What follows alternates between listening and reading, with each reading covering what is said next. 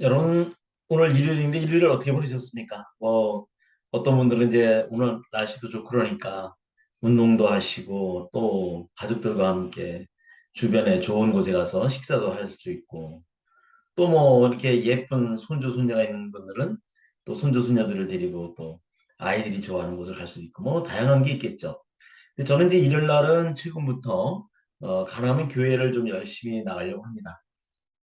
우리 그 장하길 목사님이라고 우리나라 감리교회에서는 상당히 영향력이 있는 그런 목사님이신데 개인적으로 이 목사님이 그 교육청에서 해야 될 그런 인성교육 프로그램을 가지고 계신 걸 제가 보고요.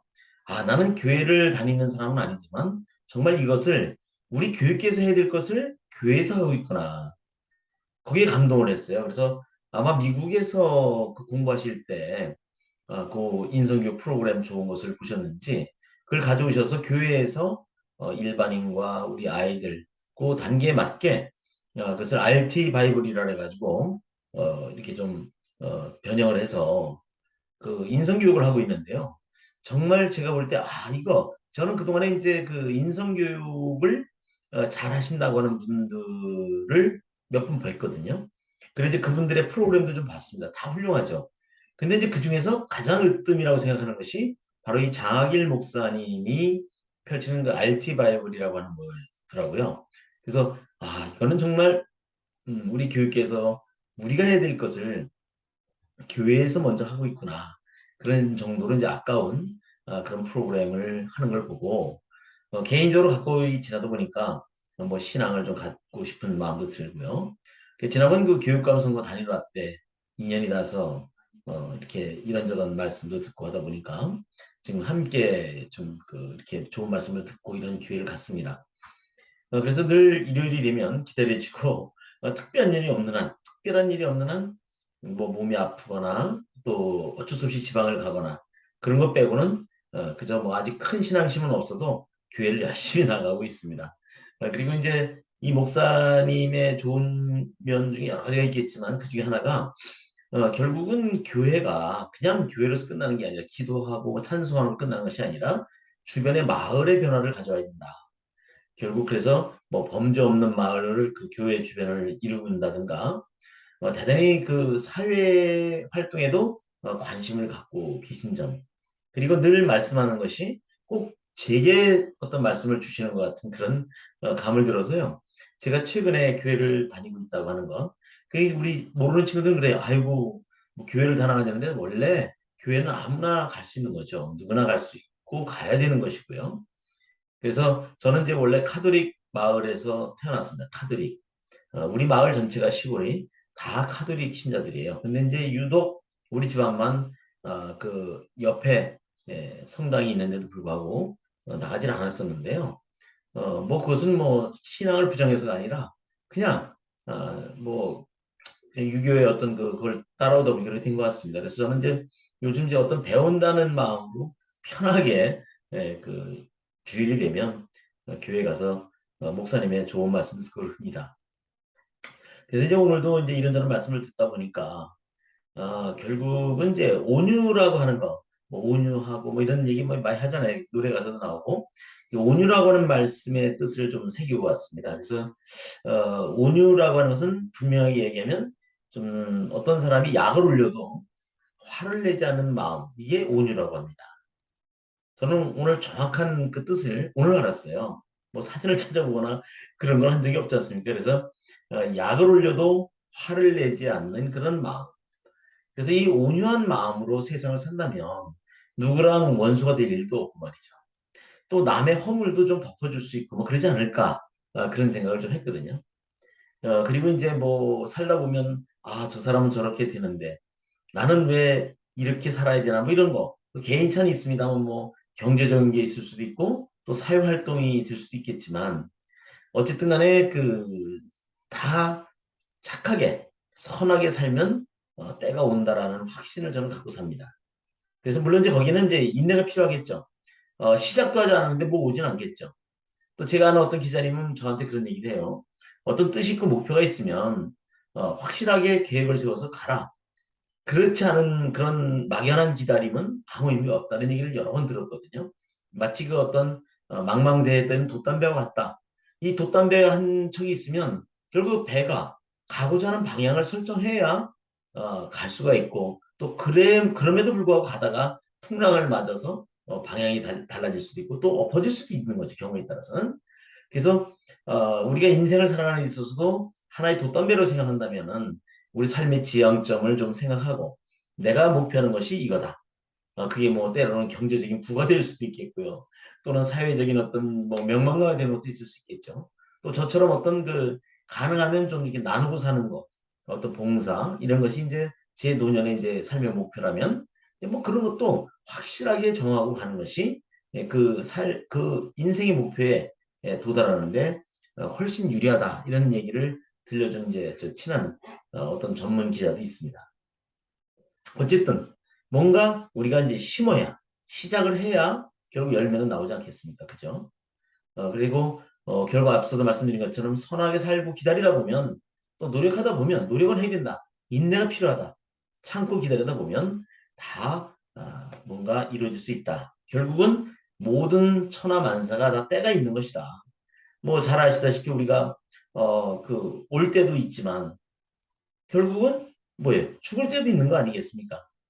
다만 이제 이런 건 있죠. 우리가 그 오는 것도 내 의지대로 오는 건 아닙니다만 우리 그 인류에 있어서 가장 제일 큰 복지는 죽을 때를 알지 못한다는 것이라 이런 얘기를 하는 것도 기억이 나요. 참 어찌 보면 참 단순한 얘기 같은데 너 내일 죽어. 또 아니면 며칠 후에 몇 시 몇 분에 죽어. 이걸 안다는 것은 그렇게 큰 유쾌한 건 아닌 것 같아요. 누구나 한 번은 반드시 죽어야 된다고 하는 것은 다 알면서도 말이죠. 그리고 늘 우리가 이제 얘기하고 우리 목사님도 그런 얘기를 하시던데 분명한 거는 저와 접하는 여러분도 100년 후에는 아마 분명히 단언코 특별한 과학적인 발전이나 어떤 그런 혜택이 없는 한 자연적으로 현재 입장에서 본다면 100년 후에 나나 여러분은 분명히 현실 세계에서는 없을 것이다. 이거를 분명하게 예언할 수 있지 않겠습니까? 예. 그래서 우리가 이제 앞서 말씀드린 것처럼 어떤 그 다 때가 있는 것이니까 우리가 인생에 있어서도 심을 때가 있고 그다음에 이제 그 노력의 결과 참고 기다린 그 결과에 따라서 거둘 때도 있는 것이다. 다만 그것이 우리가 죽을 때가 언제인지 모르는 거와 마찬가지로 정확히 알 수는 없다. 다만 그를 위해서 부단히 심고 노력할 필요는 있다는 얘기죠. 그래서 앞서 말씀드린 것처럼 어떤 좀 선하게 마음을 갖고 살아갈 필요가 있다. 그리고 이제 어떤 그 마음의 밭이라고들 얘기를 하는데요. 어떤 마음의 밭을 갖고 있느냐에 따라서 거기 심겨진 씨앗이 잘 자라고 결과도 좋고 튼실한 열매를 맺을 수 있는 그런 경우도 있겠고요. 언젠가도 말씀드렸지만 우리가 사막이라고 하는 것은 결국은 어떤 식물도 자라기 어렵다. 그래서 이제 보통 사람들은 거기 물을 끌어들이면 다 되지 않을까. 실제로 그래서 그 사막에 물을 끌어들였잖아요. 성경에도 나오잖아요. 근데 물을 끌어들여서 식물을 심어 놓으니까 그리 되는 게 아니에요. 왜? 그렇죠. 영양분도 있어야 되지 않겠습니까? 그래서 거기에 이제 또 뭔가를 이제 뭐 퇴비도 주고 해서 결국은 이제 그 토질에 맞는 그런 이제 작물이 뭐냐? 뭐 오렌지라든가 이런 거를 재배하면 다른 지역과는 다르게 더 특화된 비싼 값진 그런 농산물을 생산해서 돈을 벌 수 있구나. 뭐 이런 것을 이제 그 이스라엘에서 이제 그런 것이 그 농법이 진행되어서 나름대로 성공한 케이스가 있죠. 그러니까 우리가 이제 어떤 그 결과를 기다리기 전에 뭔가 의지를 가져야 되고 또 심어야 되고 그리고 노력하고 기다릴 필요가 있다는 거죠. 그래서 다 모든 것은 때가 있다. 그렇다고 해서 그냥 감나무 밑에서 입 벌리고 있다 해서 감이 떨어지지 않겠죠. 떨어진다 하더라도 그 감은 먹을 수 없는 것이고 입으로 들어오는 것이 아니라 뭐 이마라든가 엉뚱한 데 떨어질 수 있다는 얘기죠. 그래서 제가 오늘 교회 갔다 오면서 가만 생각해 보니까 참 그 목사님과 나눈 얘기 중에 정말 이런 게 아주 우리 인생살에 있어서 간단한 얘기 같지만 정말 중요한 게 아닌가. 그래서 좀 저 자신부터가 남들이 약을 올려도 화내지 않는 마음, 그 온유 이걸 마음에 새기면서 그리고 이제 착하게 선하게 살려고 노력을 하면 뭔가 때가 있다. 또 우리도 이제 인생 말년에 말년이라고 얘기하기 좀 뭐합니다. 근데 우리 분류할 때 청장년으로 가잖아요. 60세는 그죠? 그래서 저도 자꾸 이제 아이고 나도 내일 모레 70이야 이런 말을 하는데 그 말을 하면서도 굉장히 좀 마음이 별로 좋지는 않아요. 나는 그래서 제 나이가 뭐 60 몇이다 이런 얘기를 하고 싶지 않다 보니까 정확하게는 모르고 살거든요.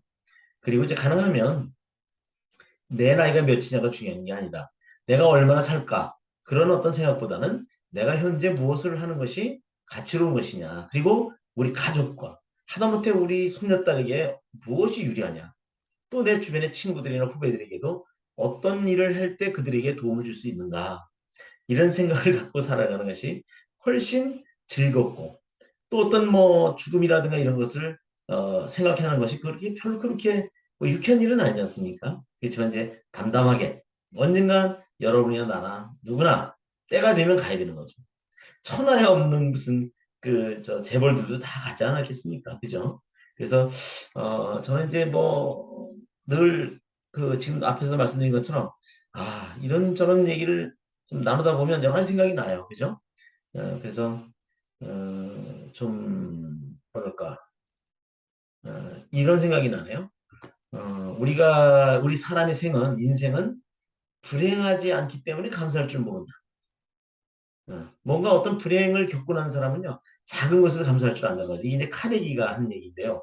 그래서 좀 그 말도 언뜻 생각이 나고 그래서 오늘 좀 의미 있는 일요일 날 또 저는 나름대로 그냥 좋은 분 만나서 식사도 하고 또 목사님의 말씀도 좀 듣고 오고 또 새로운 일을 할 수 있는 가능성도 이러이러게 있겠구나라는 생각이 들다 보니까 좀 희망적인 그런 말씀을 나누고 싶었습니다.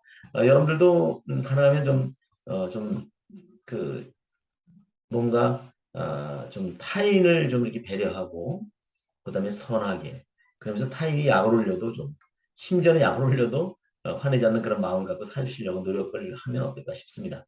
저 자신이 그렇게 하고 싶다는 말씀을 오늘 드려봅니다.